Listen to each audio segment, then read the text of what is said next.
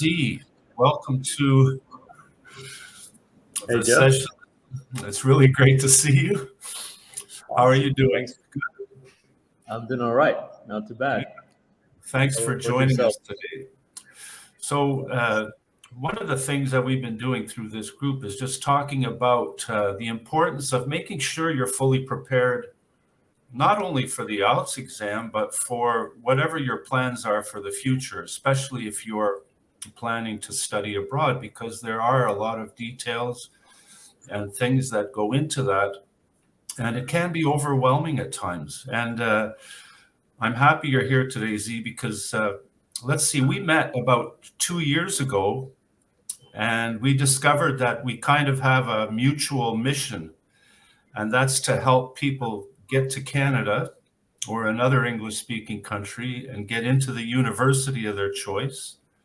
But not only that, to have their dream career or their dream life. So uh, I really want to thank you for being here today. And maybe you can just introduce yourself and tell us a little bit about your mission. Right. Awesome. So hello everybody. First of all, thanks for having me, Jeff. So my name is Syed Zihad, but everybody calls me Z. And I am the founder of Connected Education, where we help students study abroad, such as Canada, UK, Australia, or USA.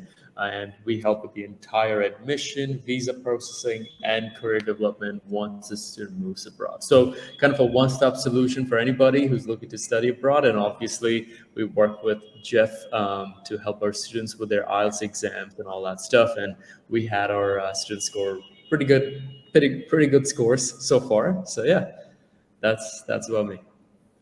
It is really exciting. And one of the things that I enjoy the most is meeting your clients and students, helping them with IELTS, and especially when I get a note from them that they tell me, oh, they got the score they need, because, and they're even happier because I'll get another email saying they've arrived in Canada, whether it's in Calgary or Halifax or Toronto, wherever they've decided to study. And there's nothing more satisfying than hearing that these students are successful.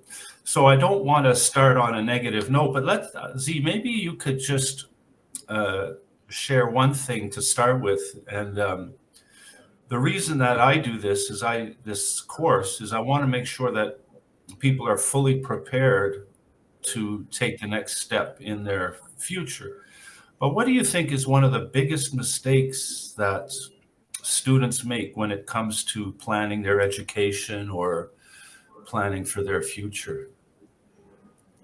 There are a lot of mistakes, but the one thing I would say though is people usually don't ask the big question why when they want to do anything. It's very important that you ask yourself, why am I doing this? What am I going to take out of it?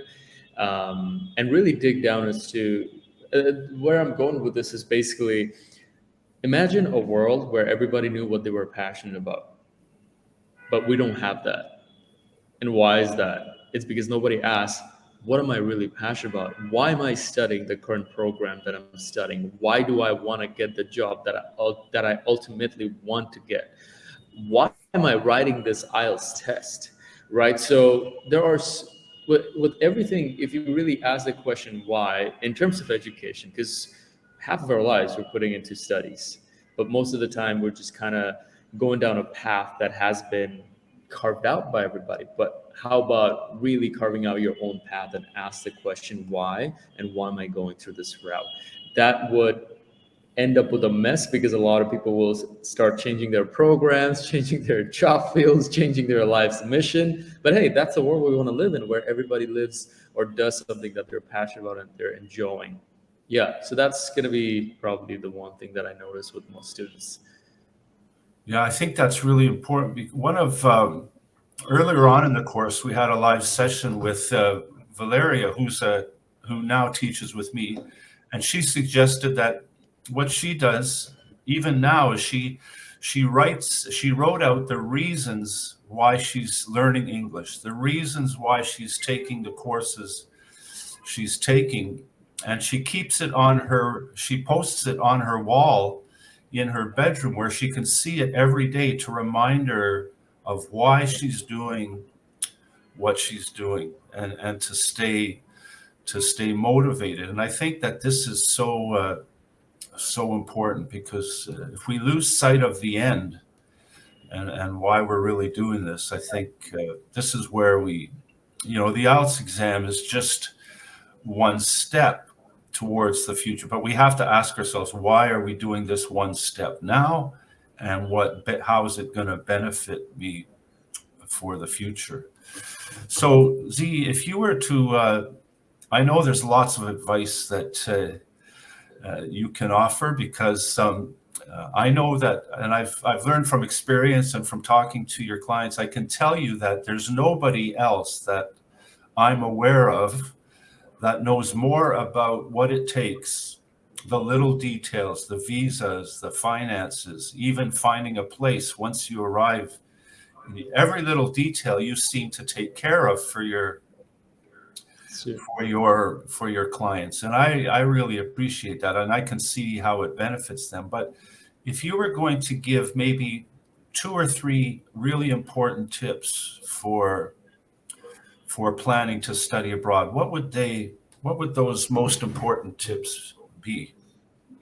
Yeah, number one, people underestimate how much time it's going to take to prepare to study abroad. Most students approach us after they have written their grade 10 or grade 12 or undergrad exams, and they say, hey, I want to study abroad now. And the craziest part to me is, look, this is the biggest chapter of your life, where you're going to be moving to an entirely new continent, and you're not going to move as a tourist. You're going to have to set up your life there. You're going to integrate into the culture, learn how to get jobs, make new friends, network, plus learn their new education system as well. And you're giving yourself 3 to 4 months for preparation, whereas you gave yourself 10 years to prepare for your grade 10 exam. Come on. So that's what I say. This is the first tip: is if you're someone who already knows you want to study abroad, start now. Even if you have 3 to 4 years to go, start now, because you always heard it. It's very hard to study abroad. It's an extremely complex process. But hey, it doesn't have to be complex if you start early. So that's number one. Number two is know what program you want to study. Just because your family is telling you something, just because you're seeing that a certain program is in demand, doesn't matter. Because let's say you study an in-demand program, um, and if you hate it, you're not going to get a job. Because if you suck at what you do, who's going to hire you? So it's very important that you feel passionate about the program that you're studying, and you know exactly what you're aiming for after graduation. Many students think, hey, you know what? I'm going to study this program. I'm just going to get a job. But you go around and ask the students, do you know what job you want really? They're not going to be able to answer it. So you're just kind of going at no direction. And that's why you have so many fresh graduates not end up landing a job, because there's about every year 10 to 20,000 graduates graduating with the same degree. So what's so special about you? Nothing. But if you knew early on what's the specific job you're going for, during your studies, you can build on some extra skills, some specific skills that that specific job requires, and then you can get ahead of the game. So that's my tip number two. And lastly, institution rankings don't matter. It's the location of the institution that matters. So let's say if you want to study electrical engineering or marketing, if you're going to a city that doesn't even have those kind of job opportunities, and so many students make this mistake, just to save a few $1,000s, they go to this absolutely middle of nowhere cities, and they graduate with absolutely no work experience, and they say, you know what, I'm just going to move to the bigger cities now. Well, guess what? First off, you had no experience. Then you're going to move to a new city with absolutely zero network, and then now you're competing with graduates from that city plus people who has experience and probably looking for jobs as well. So it's a bloodbath. So you don't want that. So you should rather go to a city where you can just start it off right, build your network for 4 years, gain some work experience on the side. Your experience at McDonald's or Tim Hortons doesn't count. I've been a recruiter before. Even if I would, if somebody says that, oh, hey, it's nice to put on your resume, everybody respects it.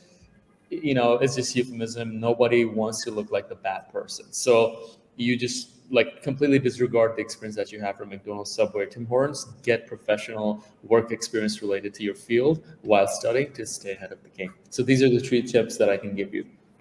That's great. First See, one of the things I've been really fortunate. I've lived in Canada all my life, and I've lived everywhere almost from the West Coast to the East Coast, and there's nowhere really in Canada that's a bad place to live. And so, the culture is mainly the same. Maybe you prefer a big city, or you prefer a certain area, but that's not always the best. And maybe sometimes you choose a place because there's lots of people from your country there. But I think that might even defeat the purpose of coming to Canada if you just move to an area where everybody's from your country. What do you think about that, Z?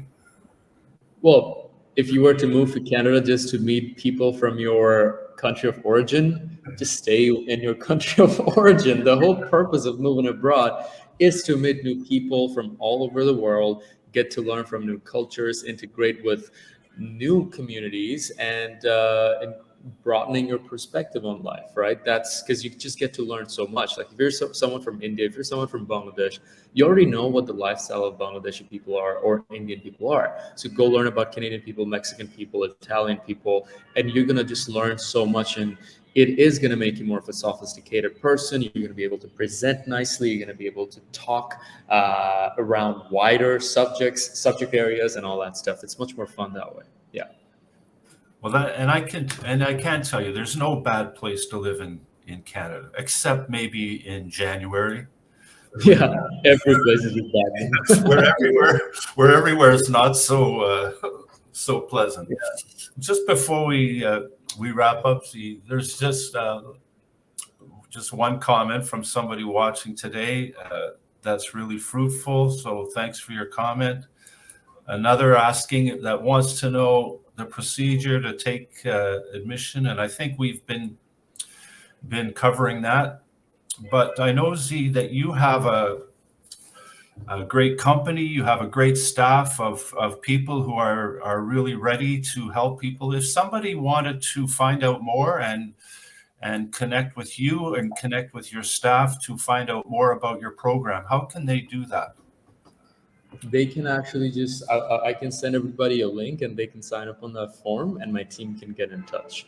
And our website is internationalstudent.shop, but I can totally just drop a link here right now so that anybody can have access to it. That'd be great. And I'll make sure I post the link for those of you watching on YouTube and Facebook. I'll put the link in the comments as well. And if you're watching on the replay, don't hesitate to even ask your questions, and I'll be sure to do my best to make sure your questions are answered from today. So we're going to. I think we're about ready to wrap it up. Z, any final words? Any piece of advice that you'd like to add just before we finish up here? Yeah, so I just sent you the link in the private chat. So if you wanted to share it in the comments, you can. Let me know. That's good. I'm going to do that right now. Yeah, it's in the private chat. Okay. So yeah, anybody can just go and sign up there if they want. Okay, so it's Awesome, you got it. We've got it Cool. right here. Okay, so this is the link. If you'd like to connect it. There you go. Okay. It's got a nice into it. So yeah, if I were to say something for international students is that, hey, look, the reason you're moving abroad is that you got a big dream. It is very ambitious and it does take a lot of courage to study abroad and leaving your entire family behind and just chase something that's unknown to you. So, as much as it's exciting, and with everything exciting and everything ambitious comes a lot of challenges and struggles. When that happens, don't give up. There's going to be a lot of quitters around you giving you advice to just settle for less. Don't ever settle for less. That's going to be my best advice for you, is that stick to the dreams that you're moving abroad with and make sure you achieve them, because they're very much achievable, and keep hustling. That's all I can say. And obviously, make sure you make yourself aware of the requirements, which is IELTS, knowing your program requirements, selecting the right program, selecting the right institution, making sure you prepare yourself early on for visa. Work with experts, right? Do your homework. Everybody claims to be an expert. You should do your homework on Jeff. You should do your homework with Connected if you're ever planning on signing up, so that you are signing up with a credible person. But it does help when you have an expert by your side to guide you through your entire admission, visa, and obviously the IELTS process too. So that's all I can say. Thanks so much. And I can tell you again, Z is the expert when it comes to coming to Canada, studying abroad. And I would really encourage you to follow through with Z if you have any questions or concerns about where to get started on your plan to come to Canada. Well, Z, thanks so much.